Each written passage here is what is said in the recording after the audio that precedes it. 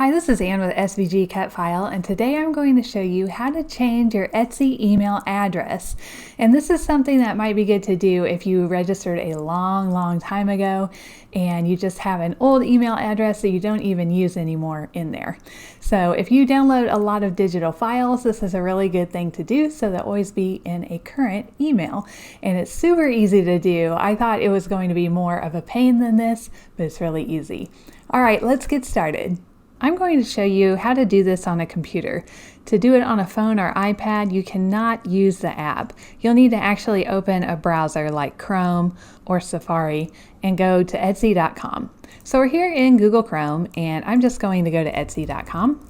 If you haven't logged in, you'll need to do that.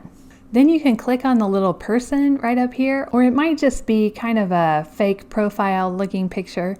Just click on that and come down here to account settings. Now we can scroll down a little bit, and here's where we can change our email. So you can click in here and put in your new email, then type it again, and then put in your Etsy password. That's all you have to do, and then click change email. Once you're done with that, you'll want to go out to your email address, wherever it is. Maybe it's a Gmail account or a Yahoo account.